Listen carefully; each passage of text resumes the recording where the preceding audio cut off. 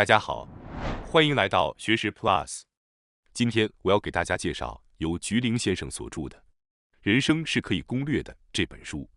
追求幸福是许多人共有的愿望，这再自然不过了。然而，幸福的定义却因人而异。有的人渴望成为偶像或足球运动员，有的人则梦想成为亿万富翁，也有的人希望与所爱之人共建温馨的家庭。每个人对幸福的理解没有优劣之分。尽管如此，大多数人对于幸福有着以下的共识：一、充满热情地从事自己喜欢的事情，享受当下的快乐；二、当回顾过去时，能感到自己度过了幸福的一生。这两点密切相关。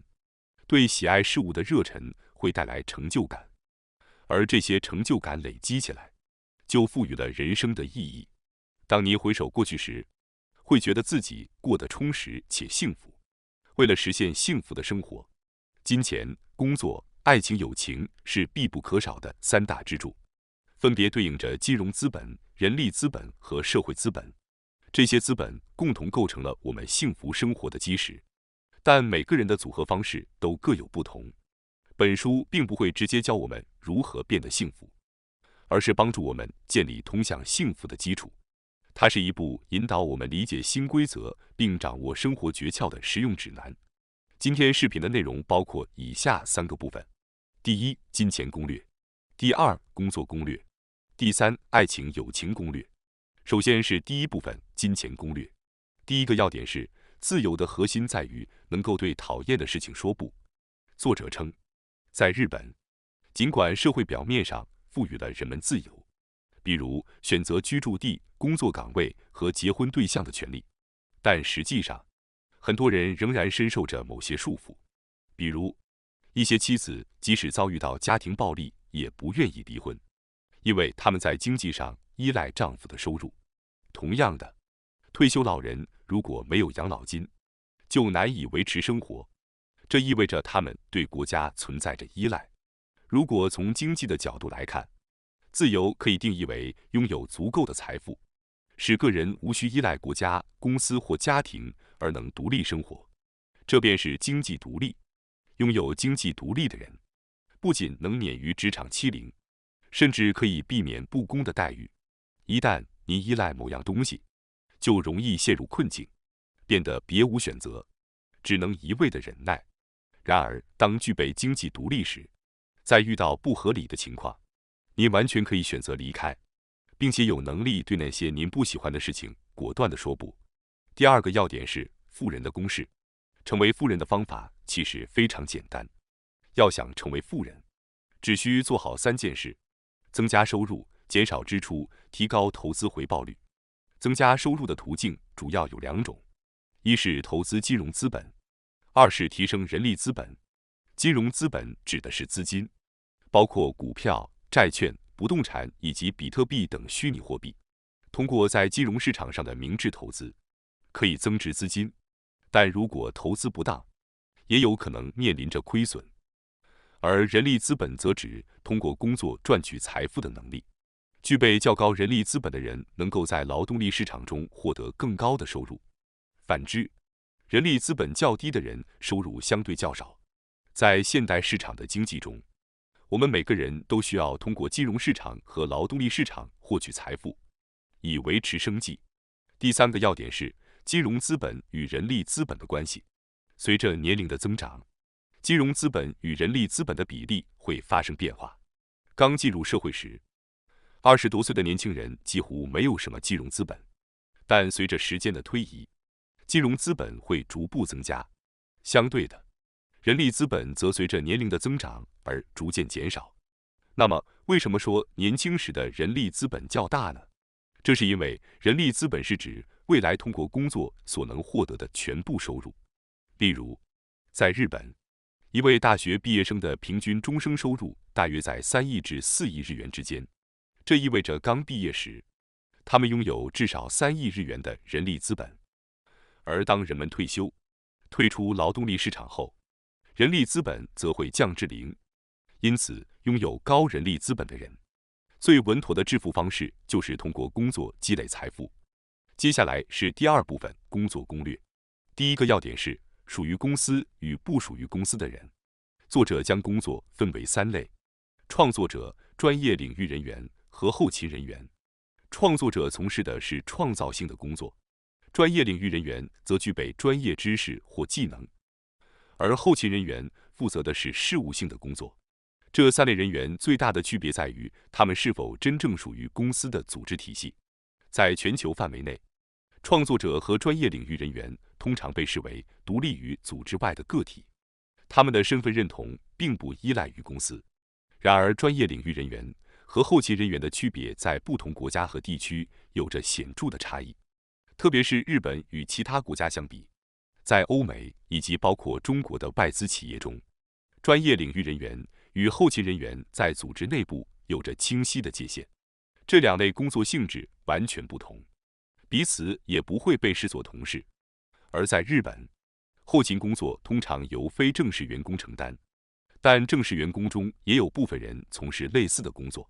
同时，在日本的正式员工中，专业领域人员和后勤人员的角色划分并不明确。现代社会的基本原则之一是不得基于身份进行歧视。然而，日本企业内普遍存在正式员工与非正式员工的身份区分。工作方式改革的目标正是为了与国际接轨，消除这种身份差异，推行相同工作享受相同待遇的理念。然而，许多日本人仍坚守无论如何都要保住正式员工身份的观念，这实际上是在默许一种隐形的歧视。默认身份的不同意味着个人价值的不同，认为身份差异带来的不平等是理所当然的。第二个要点是可扩展与不可扩展的工作。例如，虽然电影演员和戏剧演员的工作看似相似，但电影属于创作者的领域，而戏剧则是专业领域的范畴。这一差异取决于工作是否具有扩展性。一部成功的电影可以通过多种媒体传播至全球，理论上地球上的每个人都能付费观看，这意味着其潜在收益是无限的。类似的可扩展领域还包括书籍、音乐、时尚、职业体育、搜索引擎和社交媒体应用等。相反，后勤人员的工作通常是按小时计费，收入受制于工作时间和时薪，缺乏扩展性。同样，戏剧演员、医生、律师、会计师等专业人员的工作因服务的对象和时间有限，难以大规模扩展。基于此来说，许多人可能会向往成为创作者。然而，这个领域竞争激烈，成功者寥寥无几，甚至有时需要无偿去付出。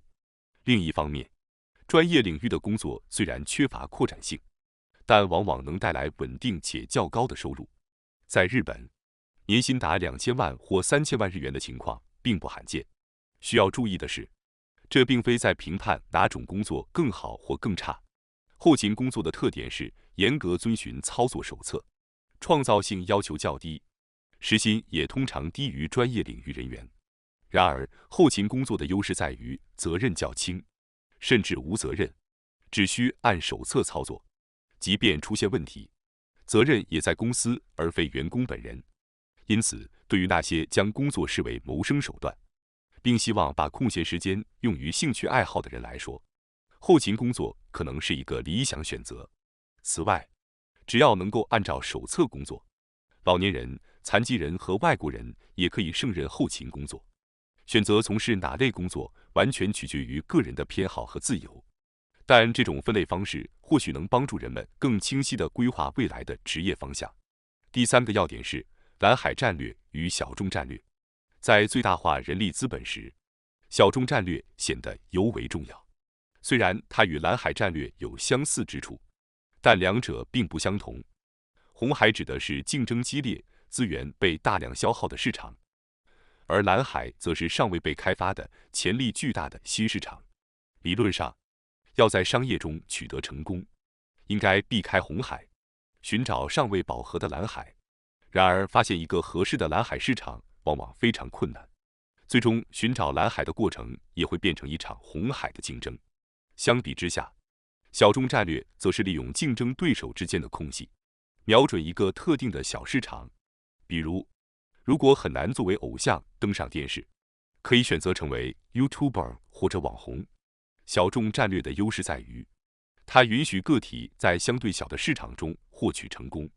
大公司通常不会进入这些市场，因为规模太小，收益不够显著，因此没有强劲的竞争对手。再加上全球市场的广阔，即便是一个小众市场，也足以让个人获得可观的财富。尤其在当今科技发达的时代，实施小众战略变得更加可行且有效。接下来是第3部分，爱情友情攻略。第一个要点是爱情友情空间与货币空间。爱情是人与人之间的一种特殊关系，友情也是如此。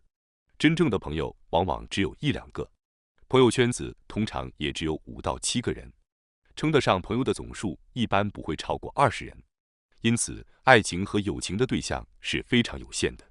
站在经济学的角度看，稀缺资源的价值最高，而爱情和友情正属于这种稀缺资源。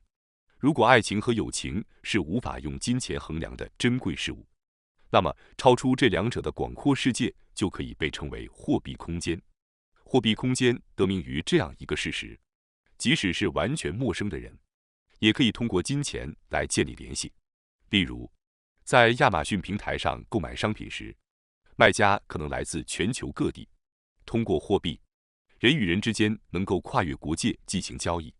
相较而言，爱情和友情的范围非常狭窄，而货币空间则异常广阔。但在生活中，这2者的价值排序却反过来，爱情和友情极为重要，与金钱和工作一样，对人生的影响深远。第2个要点是新上流阶级 Bobos。 在美国，名为 Bobos 的波波族新上流阶级正在兴起。典型的波波族家庭，夫妻双方通常都接受过高等教育，居住在纽约、波士顿、洛杉矶或旧金山等城市或其郊区，经济条件优越。然而，他们对传统的富豪阶层不屑一顾。虽然他们的生活被高科技所包围，但他们崇尚自然与简朴的生活方式。对待外国人或同性恋等少数群体时，他们也秉持平等的态度。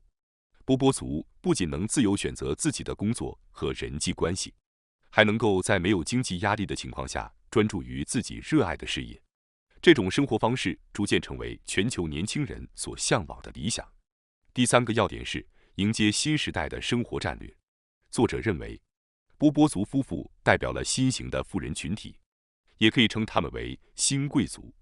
这些新贵族大多从事创意性或专业领域的工作，拥有小而温馨的家庭圈子、极为亲密的好友以及遍布全球的社交网络。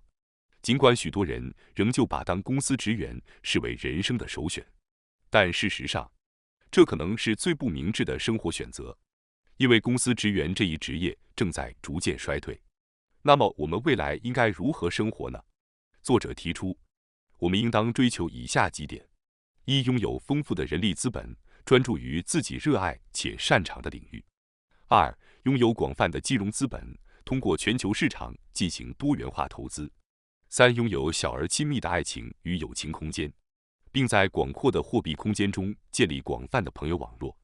这将成为未来时代的理想生活战略。感谢大家收看今天的节目。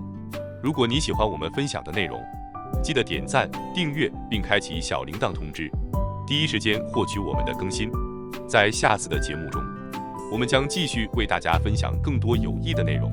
再次感谢大家的支持，我们下期再见。